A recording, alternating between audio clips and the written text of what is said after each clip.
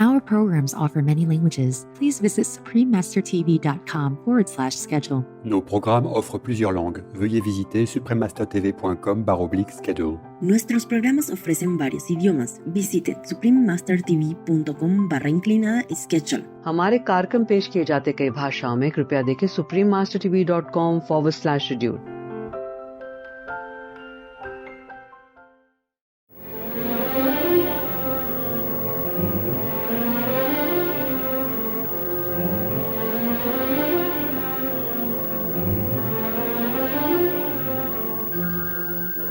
Refugee Artists, Ambassadors of Peace, Culture and Humanity, Part 2 of 3.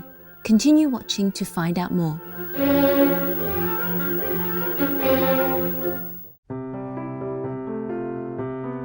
Hushamadad is welcome in Shuni, one of the languages spoken in Gorno-Badakhshan, an autonomous region of Tajikistan. Thoughtful viewers, I am Safsan. The generous people of Gorno-Badakhshan share your concern for all beings on earth.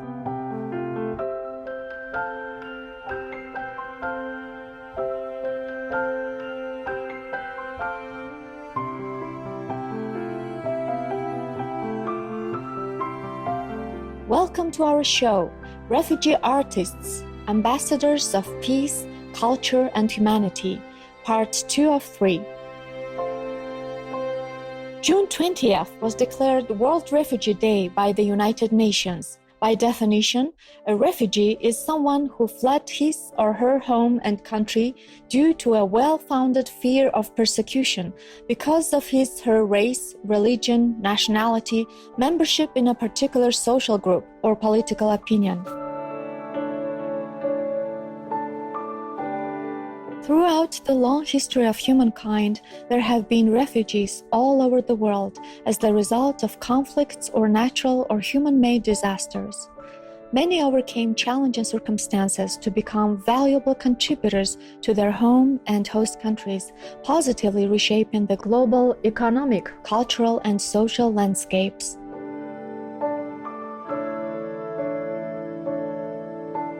In part 2 of our 3-part show, we will continue to pay tribute to some of the most distinguished individuals from the past who happen to be refugees.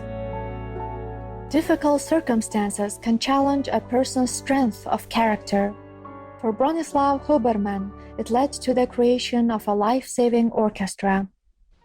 Mr. Huberman was a Jewish violinist born in Częstochowa, Poland in 1882.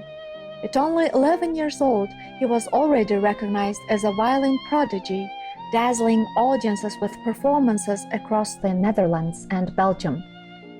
In 1896, he performed a violin concerto by Johannes Brahms, who happened to be in the audience and was astounded by the boy's talent. Up until the late 1930s, Mr. Huberman continued to play at prestigious concert halls across Europe and North America, as well as for royal families. Unafraid to speak up about the injustices and prejudices of the time, in 1933, he penned an open letter to German intellectuals, urging them to stand up for the essential values of humanity. In 1937, as conditions worsened, he was forced to seek refuge in Switzerland. Perhaps Bronislaw Huberman's greatest legacy is the Palestine Symphony Orchestra. In 1929, he visited Palestine and dreamed of establishing a classical orchestra in the Promised Land. Amid growing anti-Semitic policies that rippled across Europe during the 1930s, premier Jewish musicians found themselves jobless and their lives threatened. Mr. Huberman realized that his orchestra was a way to save his fellow musicians and began to tirelessly work to fulfill that dream. He toured across America, gave benefit concerts, and organized charity events to raise funds. Eventually, he was able to rescue nearly 1,000 musicians and their families and formed the Palestine Symphony Orchestra. The orchestra debuted in Tel Aviv on December 26, 1936, conducted by the renowned Italian maestro Arturo Toscanini, and went on to perform 140 times for Allied troops.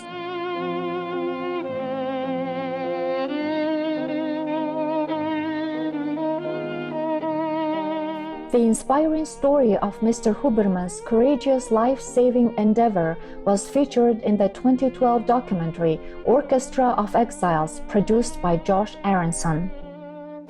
In 1948, when the State of Israel was created, the orchestra was renamed as the Israel Philharmonic Orchestra, or IPO. Today, the IPO is a leading internationally renowned orchestra that travels and performs worldwide with other acclaimed musicians. Through the years, many of the orchestral members have been the children, grandchildren, and students of the founding members. Mr. Huberman passed away in Switzerland on June 16, 1947, when he was 64, but his legacy thrives through the beautiful music of the Israel Philharmonic Orchestra and through the many family generations of those he saved.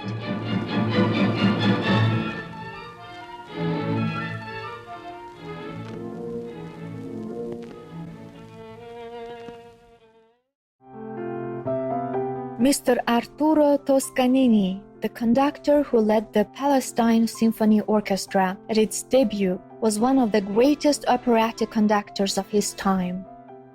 With his photographic memory and attention to orchestral detail, he was known for his intensity and perfectionism. Born in Parma, Italy in 1867, he won a scholarship to study cello at a strict local music conservatory.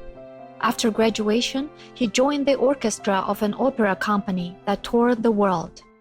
In Rio de Janeiro, in Brazil, complications forced the company to seek an emergency conductor for their show.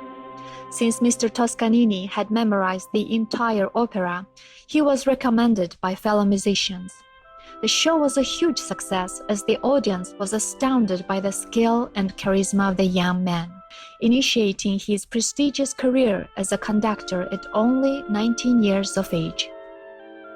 He conducted 18 additional and highly acclaimed shows for the company before returning to Italy, where his fame made him a highly sought-after operatic conductor.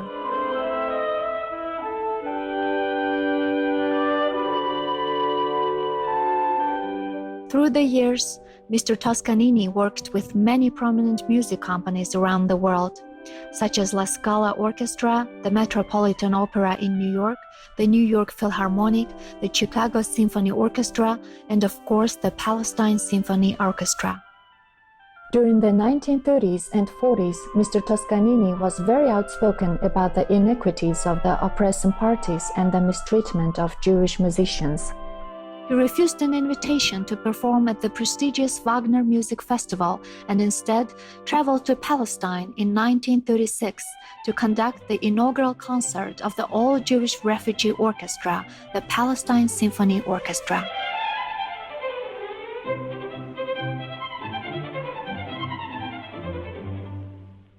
In 1937, Arturo Toscanini was persuaded by a friend to leave Italy and travel to the US to lead the NBC Symphony Orchestra.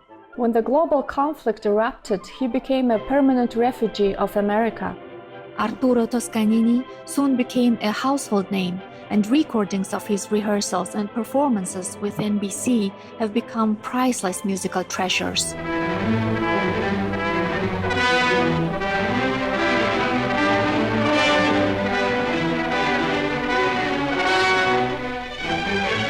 Mr. Toscanini passed away in 1957 at the age of 89, after 68 years of unprecedented contributions to classical music as a prestigious conductor beloved by the world. In 1987, he was posthumously honored with the Grammy Lifetime Achievement Award.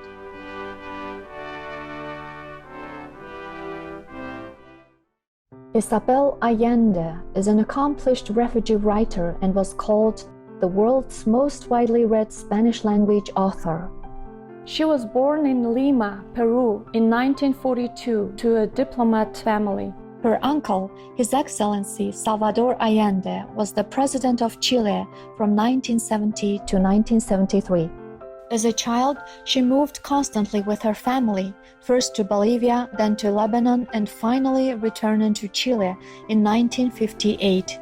With constant changes during her childhood, she took comfort in books, especially Shakespeare. She graduated from secondary studies, married early, and reportedly lived a kind of double life. At home, she was the obedient wife and mother of two. In public, she became a moderately well-known TV personality, a dramatist, and a journalist on a feminist magazine. In 1970s, growing political tension led to unrest. Ms. Allende was compelled to help those on the wanted lists escape the country. She continued this courageous work until her name was added to the lists, and she was forced to seek refuge in Venezuela.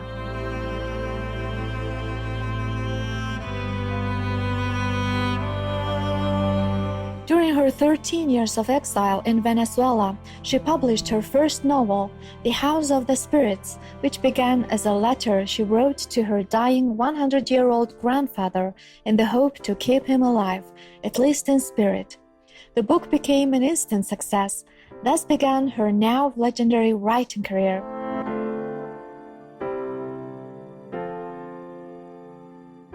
Inspired by her tumultuous life, Ms. Allende often writes about freedom of thought and liberation of women in patriarchal society. Up to this day, Ms. Allende has written countless articles and short stories, as well as 20 published books that have been translated into more than 35 languages and sold more than 67 million copies. She has been honored worldwide for her astounding works, including the Chilean National Prize for Literature, Library of Congress Creative Achievement Award for Fiction, honorary doctorates from Harvard and other distinguished universities, and countless other awards. Ms. Allende was granted United States citizenship in 1993, and in 2014, the then U.S. President, His Excellency Barack Obama, awarded her the Presidential Medal of Freedom, the country's highest civilian honor, saying, "It's a tribute to the idea that all of us, no matter where we come from, have the opportunity to change this country for the better." Always an advocate for equal rights, on December 9, 1996, in honor of her late daughter, Paula Frias Allende, Ms. Allende established the Isabel Allende Foundation, dedicated to supporting programs that promote and preserve the fundamental rights of women and children to be empowered and protected.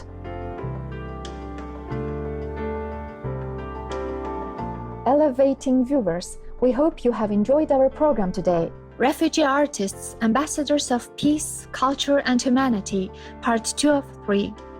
Up next is Taiwan Adventist Hospital, a vegetarian hospital with a caring mission, Part 3 of 3, right after noteworthy news. May the Providence forever protect you and bless you with eternal inner joy and exhilarating inspiration.